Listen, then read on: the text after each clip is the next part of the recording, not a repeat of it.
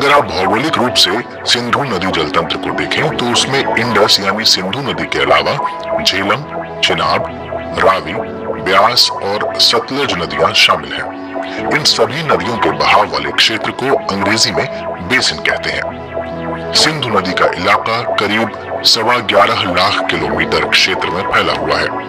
इस क्षेत्र का 47% पाकिस्तान में, 39% भाग भारत में, 8% चीन में और 6% भाग अफगानिस्तान में है। वर्ष 1947 में जब देश का विभाजन हुआ था तो बहुत से मुद्दों पर विवाद हुआ, जिनमें एक मुद्दा पानी का भी रहा। सिंधु बेसिन पर दोनों देश, हिंदुस्तान और पाकिस्तान, अपना अधिकार मान रहे थे। ऐसे में विवाद का निपटारा जरूरी हो गया। साल 1951 में अमेरिकी विशेषज्ञ और टेनेसी वैली अथॉरिटी के पूर्व प्रमुख डेविड लिलिनथियल ने सिंधु नदी के बंटवारे पर एक लेख लिखा और इसे तकनीकी और व्यापारिक स्तर पर सुलझाने की सलाह दी। विश्व बैंक के तत्कालीन प्रमुख ने भी इसे पढ़ा और भारत पाकिस्तान के प्रमुखों के कहने पर मध्यस्थता की हामी भरी और फिर कई दौर की बातचीत के बाद 19 सितंबर 1960 को भारत और पाकिस्तान के बीच एक समझौता हुआ, जिसे कहते हैं सिंधु जल संधि या सिंधु जल समझौता।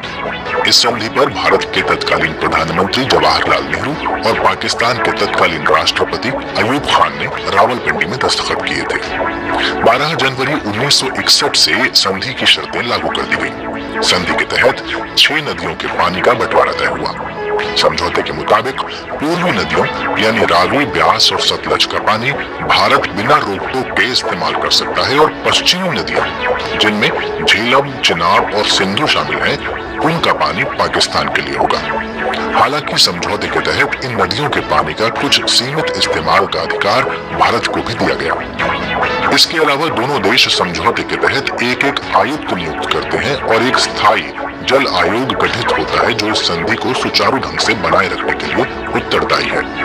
इस आयोग की बैठक 1 वर्ष भारत में और 1 वर्ष पाकिस्तान में आयोजित की जाती है।